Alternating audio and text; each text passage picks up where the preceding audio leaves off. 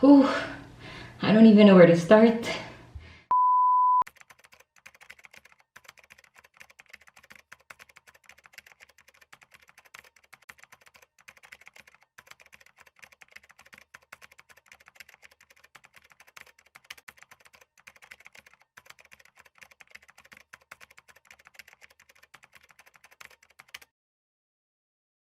I know I usually post happy, entertaining videos, but this video is quite different. The reason why I want to share this with you guys is so you guys won't experience this also. Para sobrang mag-ingat kayo sa mga ginagamit nyo, sa mukha nyo, sa body nyo, sa lahat. We really have to know the ingredients that we use when we use them. So I'll be sharing with you this story.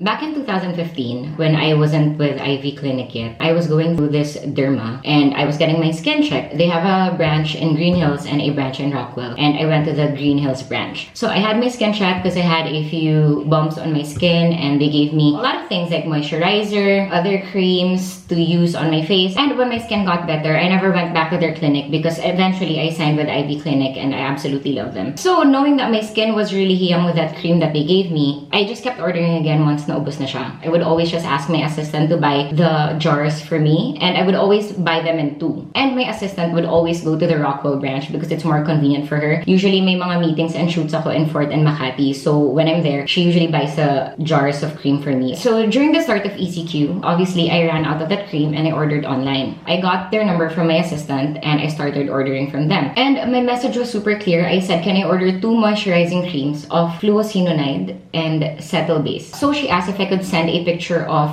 the jar to another Viber number, which I did, and they delivered it again. Yesterday, I ran out of that cream, so I messaged the same girl who gave it to me last time, and I said, hi, can I order 2 moisturizing creams? And then I put the name again, like how I did last time. And her reply to me was, ma'am, may steroids po yan, hindi yan pinapang araw-araw. And I've been using it for 4 or 5 years on my face. And I know it's so bad for the skin. So, kahapon ko lang siya nalaman, di ba? And it was really shocking. Immediately, I called my assistant and I asked them, ano yung sinasabi nila sa'yo if nag-order ka ng jars of creams? Again, I usually ask her to buy 2 jars. And she told me they would just always ask who it's for and then just sell it. For me, yes, I know that I haven't been going back to the Green Hills branch ever and binibili yung cream sa Rockwell. But isn't it mandatory for Rockwell branch to actually call Green Hills branch first to know if pwede akong bentahan or not, especially knowing that it's a steroids cream? Actually, hindi ko rin alam kung pwede ka talaga magbenta ng steroids cream because in my head, I always thought it needed prescription. I just feel very disappointed na hindi na double check yung records ko. Especially, I've been buying it consistently for almost 3-4 years now and never nila tinawagan yung Green Hills branch. And also, it's very unlikely for someone to keep buying steroids cream over and over again. Anyway, damage has been done. I was so shocked yesterday and I honestly don't know how my skin's going to react because today is day 2 and I decided to film it just so you guys know to really fully research the ingredients you use, especially on your face and your body and your hair, everything. So I found out maybe about 7 p.m. and I was messaging with a girl who I got the jars from also last time. She told me to call during office hours, which is Thursday, Friday daw. Tumawag na lang ako to schedule an appointment. So given that I couldn't call them, I actually called IV Clinic and they were very attentive. They actually told me I can't stop it abruptly because I don't know how my skin will react because I've been using it for years. Also, maybe the reason why a lot of people say ang ganda ng skin ko, ito pala yun, guys. Anyway, going back to the story. Usually nga, they only tell you to use steroids cream maximum of 2 weeks and I've been using it for almost 4 or 5 years. That's why I'm speechless and I'm clueless on what to do next. They told me to use it once a day for 5 days. See how my skin's going to react. If wala masyado, then next week, maybe once every other day na lang. And then gradually lessen and lessen and lessen until maging okay na yung skin ko. Basically, my skin really needs to restart. I'm probably not going to be using any other skincare products aside from facial cleanser. I woke up today and then I texted the girl who sold me the jar asking if I can speak with Doctora. It's really a skin emergency. I really hope you guys treat it as a skin emergency because this isn't really just a random checkup on my skin. They told me to wait till 1:30 p.m. kasi yun yung office hours. So I waited again. I call maybe around 2:15 p.m. and apparently Doctora still has a patient. I said, I'll call again. Before her saying, I'll call again, I actually talked to the assistant because they were saying so many things like, ma'am, sa Rockwell branch po kasi kayo pumunta, hindi kayo sa Green Hills branch, doon kayo bumili, so wala yung records doon. For me, okay, wala yung records ko doon, pero sana tinawagan kayo para makita rin yung records and bakit ganun kadami yung binibili kong fluocinamide cream. I called back again maybe around 3 p.m. I was holding the line because she still was talking to her last patient. And when she picked up the phone, her first message to me was, emergency ba talaga to? Putting steroids cream on my face for 4 or 5 years isn't a joke, right? So, yun yung una niyang sabi sa akin, emergency ba talaga to? And for me, as a patient, I felt really offended because, okay, hindi ako regular patient mo, but sana naman respect din ng konti, di ba? Like, you greet your patient like that, knowing na may skin emergency siya. So yes, sinabi ko, it's a skin emergency. I won't say it's a skin emergency if hindi siya importante. We talked about it. I voiced out my concerns lang na if they already saw a huge bulk of the fluocinamide orders, then my assistant should have been flagged. Hindi pala talaga siya pwede to use every day. Again, I also had a mistake on my end. I didn't double check the ingredients. That's why I keep telling you guys to research what you guys put on your body and on your face. So given I didn't do any research and I've just been getting the jars, I've been ordering the jars, I told her, sana your branch also questioned my assistant why I was buying it all the time. I hope they also called the Green Hills branch because if they did call the Green Hills branch, they would have probably traced it saying na, okay, this is not a moisturizing cream, this is the moisturizing cream. And also, it's been years since I last went to them and I've been going to IV clinic for all my other treatments. I just felt like there was no sense of urgency on their side. That's why I was disappointed. So again, I asked for advice on what I can do, but she said she can't really give me any advice until she sees my skin because she doesn't know how thin my skin is already. She doesn't know kung dry ba, oily, and all the stuff, which I think is the right thing to do. And then she told me to schedule an appointment through her assistant. I totally understand that everyone has to follow appointments and bookings, but I really feel like if it's a skin emergency, at least show a little bit of priority. It's not a matter of life or death, but I just felt like there wasn't any urgency in our conversation, and they also didn't apologize to whatever happened. Like, Doctora just said, usually hindi nangyayari itong mga to. And she doesn't know how it happened. So, pagsasabihan niya yung staff niya. The damage has been done and I just felt like she wasn't genuine with me. Just so you guys know, some effects of steroids withdrawal are a burning sensation, itchiness on the face, a few bumps and rashes, spidery veins, which I already have.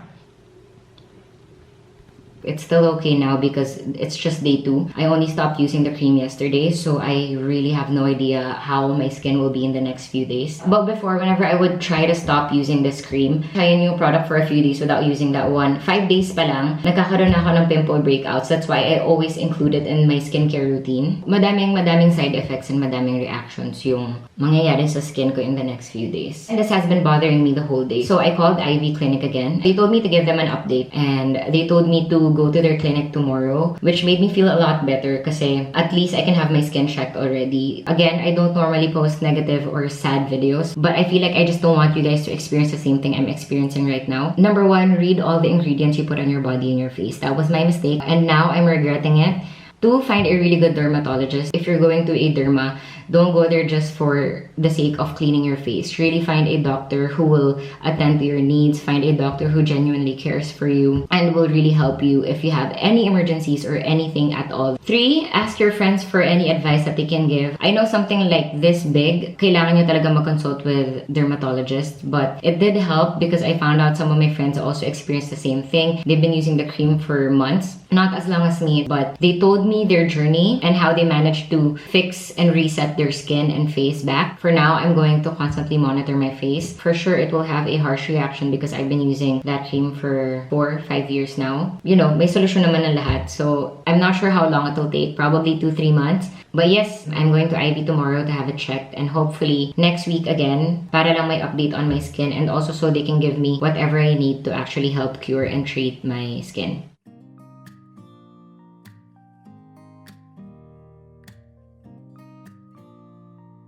It's been 12 days since I last filmed the first video I did, so I wanted to give you guys an update on my skin. I actually just paid a visit at the IV clinic. It's my second time. So when I first filmed the video, I actually went to my old clinic. I figured it would be best to see them since I got the cream from them. I basically just let out my frustration with what happened. I know it was miscommunication, but you know, hopefully in the future, if ever people do buy creams that aren't supposed to be used long term, at least may standard procedure na sana na. You know, like sabihin lang na this isn't supposed to be used for more than 2 weeks, or it has this type of ingredient, so careful lang. The following day, I went to IV clinic, and now, so I paid 3 visits to get my skin checked. For the past 12 days, I have been experiencing a lot of itchiness on my face and on my neck especially, so sobrang itchy nung neck ko. This is actually a good day for me kasi sobrang red and bumpy siya. So if you see it closely, I have a lot of bumps. Parang it's chicken skin type na bumps, and it's usually filled with the red pimples and patches, so this is a good day for me. I also have been experiencing a lot of tiny white spots on my face. So when I say white spots, it's like really tiny, ones that you can't see when it's this far, but when you really look closely, you'll really see a lot of tiny spots here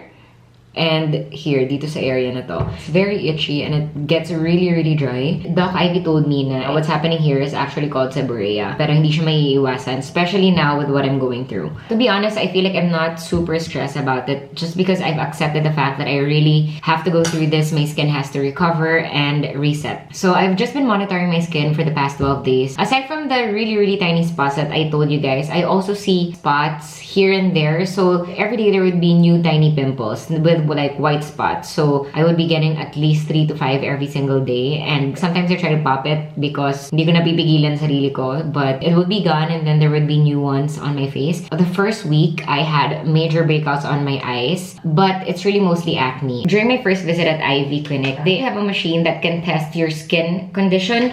So this is my facial assessment report. It's an amazing high-tech machine actually that tells you the percentage of your spots, your wrinkles, texture, pores, UV spots, brown spots, lahat yan. So I had them assess my skin just so I know how bad it is. Doc Ivy told me that Aerolase is the best machine that I can use because it's specifically for acne breakout. It helps control the activity of the acne. It helps with the oil glands, and it's antibacterial, so it helps kill all the bacteria on my face. So before we actually did the Aerolase, they cleaned my face. That's why it's like this now. So all the red spots you see on my forehead, meron siyang bacteria sa loob. They had to prick it and take it out because it was just inside. Also on my cheeks and my nose.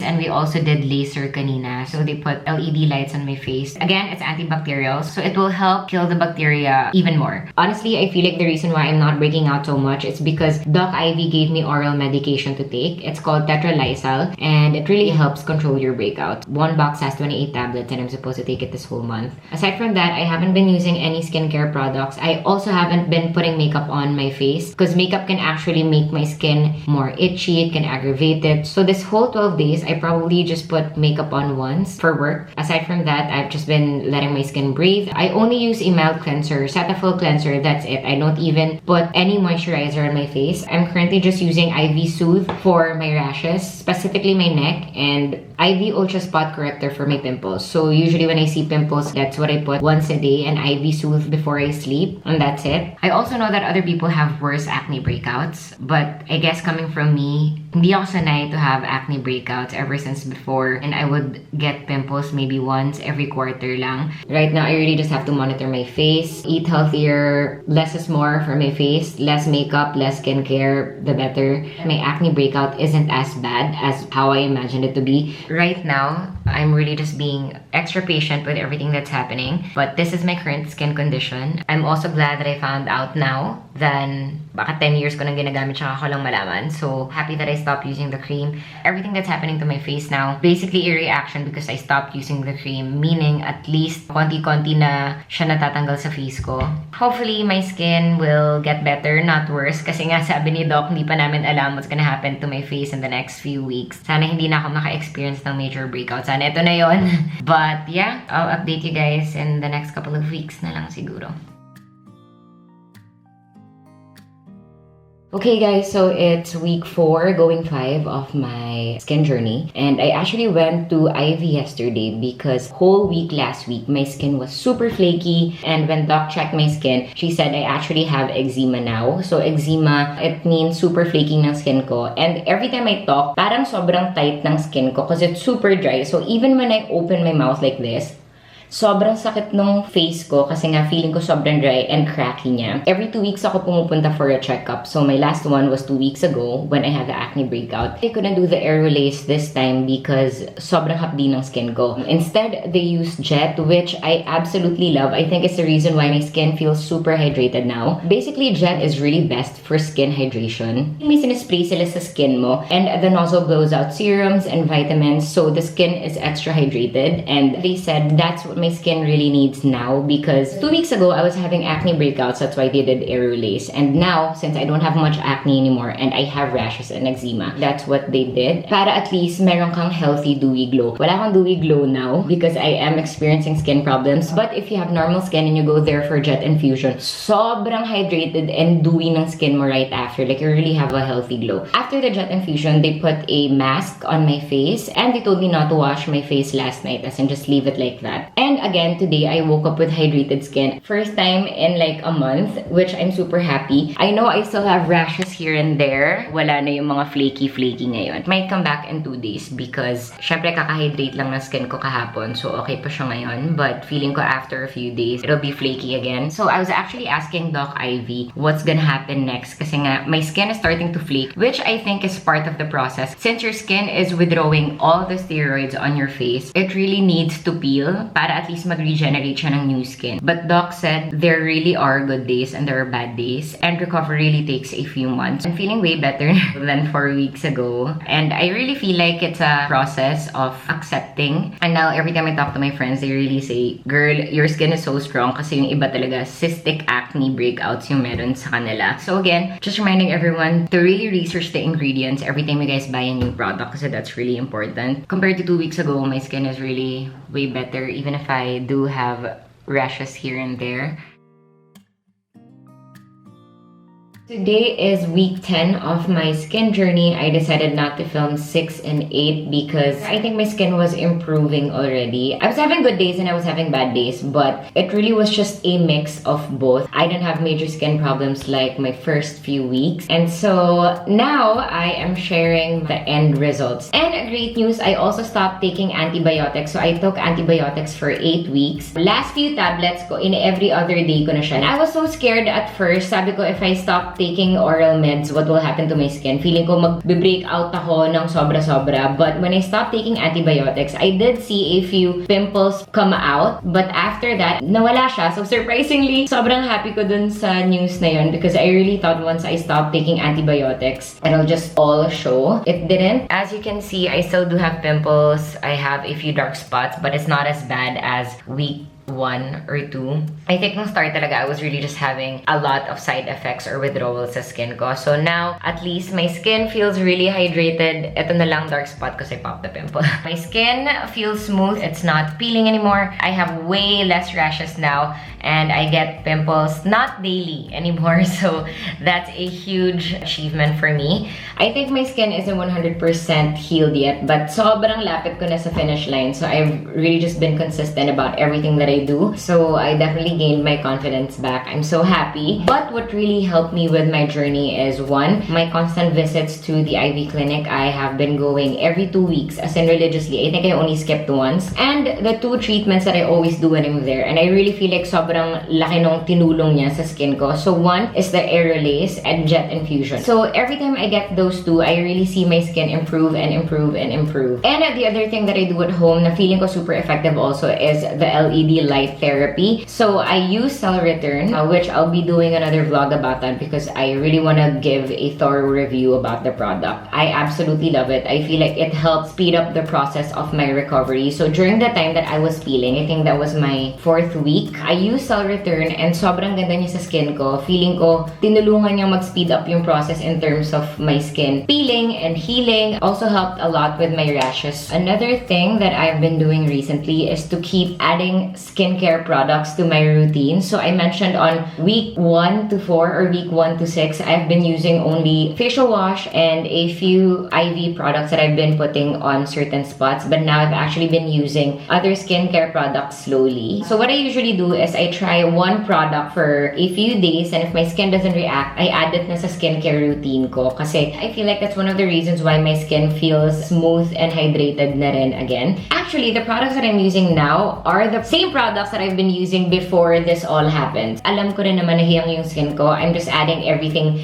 slowly but surely again to my routine. So I'm slowly using serums again. Sheet masks, I think, are my hero products ever since I started using sheet masks again. Sobrang hydrated na ng face ko. And aside from that also, I do love to eat, but I also have days where I really want to just be clean. Food intake is a huge part. Like, I love food, but there are also days where I want to be clean because I know ang laking factor din ng food intake sa skin mo. I try to sleep early. Hirapan pa rin ako sa part na yun, but I really try my best to do everything that I can to make my skin look nice again. But so far, I think my skin's really improving. I haven't been having more bad days than good days. Dati kasi 6 out of 7 days bad day ako, tas I'll have one good skin day. And now I feel like it's the opposite. So at least I know I'm about to finish this skin chapter of my life. My acne problems, my rash problems, my itchy peeling problems are all gone. I do have a few pimples left, but sobrang huge achievement na siya for me. Lesson learned ko lang is really to know all the ingredients you put on your face. Be more careful. I think lahat naman tayo gusto natin talaga to achieve really nice, clear skin. Consistency is key. That's really it. I feel like if I didn't consistently go to IV clinic the entire time, I wouldn't be able to achieve this. If I didn't consistently use my LED light therapy mask, I wouldn't achieve this. If I didn't consistently wash my face or put moisturizer during the beginning,